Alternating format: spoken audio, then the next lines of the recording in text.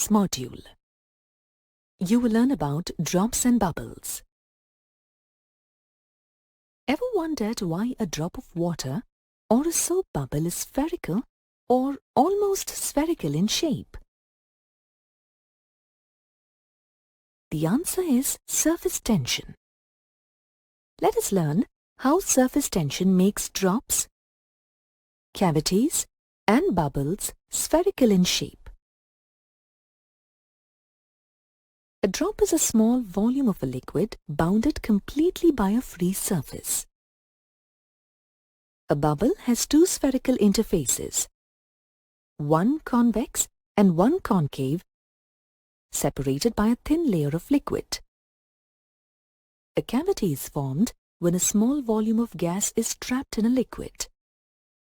It is like a bubble surrounded on all sides by a liquid. For a drop of a liquid in air, as it is surrounded by air on its surface, there is surface tension acting on the liquid-air interface, and this tends to minimize the surface area. For any given volume, the surface with minimum energy is the one with the least area. Mathematically, it is proven that for a given volume, a sphere has the least area. Hence, a drop would always tend to take on a spherical shape. It is also due to surface tension that in a spherical drop, the pressure inside is more than the pressure outside. Let us study the pressure inside a drop of a liquid in detail. Consider a spherical drop of liquid of radius r in air. If the drop is small, the effect of gravity on the drop is negligible and the shape of the drop can be assumed to be spherical. O is the center of the sphere and XOX' is the axis of symmetry of the sphere. For convenience, consider a diametric cross-section of ABCD of the drop. This cross-section divides the spherical drop into two hemispheres, ABCDE and ABCDG are the two hemispherical surfaces of the hemispheres formed. The circular surface of the hemispheres touch each other along the circumference of the circle ABCD. Each hemispherical surface pulls the other due to surface tension. Consider that the hemispherical surface ABCDE is in equilibrium. In equilibrium, the forces acting on the surface are as follows.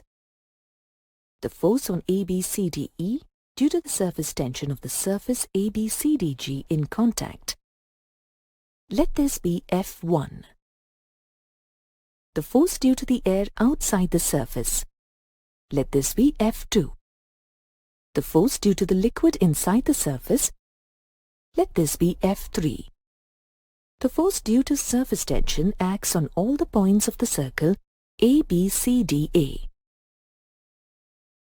If we consider any small part of the circumference dl of the circle ABCDA, the force due to surface tension on this part is SdL, where S is the surface tension of the liquid.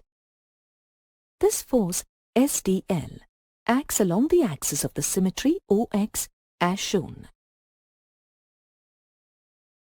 Hence, the total force F1 due to the surface tension of the liquid on the surface ABCDE is equal to 2 pi rs and acts along OX.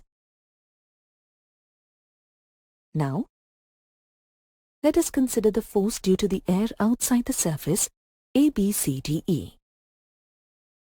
If delta A is area of a small part of the surface, the force on the small part due to the outside air is denoted by delta F is equal to P1 into delta A, where P1 is the pressure due to air on the surface. This delta F acts along the radial direction as shown. If the radius through delta A makes an angle theta with the x-axis as shown, the component of force along the x-axis is delta F cos theta, which is equal to P1 delta A cos theta. The term delta A cos theta indicates the projection of delta A along the diametric plane ABCDA. Thus, we can write delta F cos theta as equal to P1 into the projection of delta A on the plane ABCDA, when the components of all the forces P1 delta A acting on the different parts delta A of the hemispherical surface ABCDE are added. We get the resultant force due to the air F2 outside the hemispherical surface. The projection of the area of the hemispherical surface ABCDE on the plane ABCD is equal to the area of the diametric circle ABCD and is equal to pi r square. Thus, the force F2 is equal to P1 into pi r square and acts along OX. Proceeding with the same logic, the force due to the liquid inside the surface ABCDE on the surface is denoted by F3 is equal to P2 into pi r square, where P2 is the pressure just inside the surface of the liquid. The force F3 acts along the direction OX dash. For equilibrium of the hemispherical surface, we need to have F3 is equal to F1 plus F2. Substituting the terms for the forces and simplifying them, we get the difference in the pressure between the inside and outside of the drop as shown. Thus, the excess pressure inside the drop of liquid over the outside of the surface is equal to 2S by R. As the drop of liquid is symmetrical about any diametrical line passing through the drop, the calculation holds good for the entire drop regardless of the position of the hemispheres selected. For a drop of liquid in air, there is liquid in the concave side of the spherical surface, whereas there is air on the convex side. The pressure on the concave side is greater than that on the convex side. Proceeding with the same logic for an air bubble inside a liquid, which is a cavity, there is air on the concave side and liquid on the convex side. Here, the pressure on the concave side, which is due to air on the spherical surface, is greater than the pressure on the convex side, which is due to the liquid on the surface. The excess pressure in this case is also equal to 2S by R, where S is the surface tension of the liquid and R is the radius of the cavity. Now consider a soap bubble in air.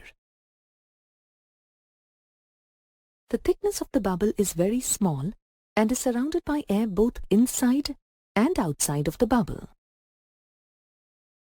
There are many liquid layers in between the outer and inner layers under microscopic observation. Thus, the bubble has two surface layers, whereas we have the soap solution in between. As the thickness of the bubble is negligible, we consider the radius of the inner and outer spherical surfaces of the bubble to be equal. Let this be R. Let the pressure of the air outside the bubble be P1. The pressure within the solution be P dash and the pressure inside the bubble be P2. Consider the outer surface of the bubble.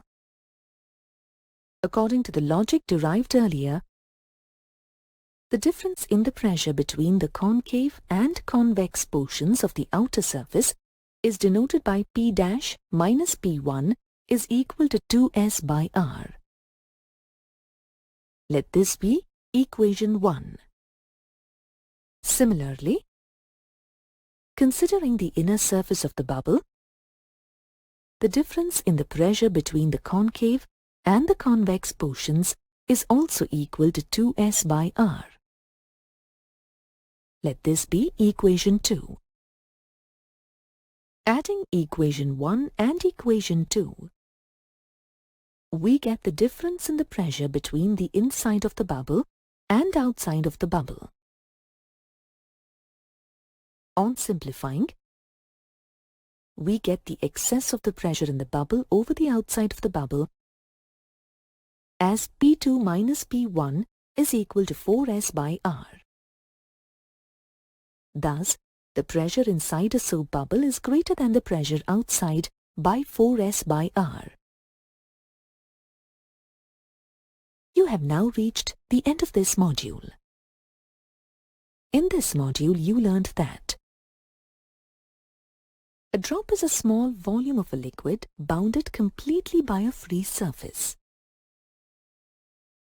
A bubble has two spherical interfaces, one convex and one concave, separated by a thin layer of liquid. A cavity is formed when a small volume of gas is trapped in a liquid. It is like a bubble surrounded on all sides by a liquid. The spherical shape of a drop is due to the surface tension on all liquid-air interfaces. For a drop, cavity or bubble, the pressure on the concave side is always greater than that on the convex side.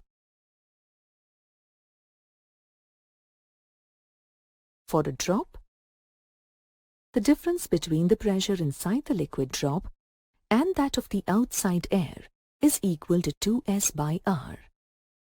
For a cavity, the difference between the air pressure inside the cavity and that outside the liquid is equal to 2S by R.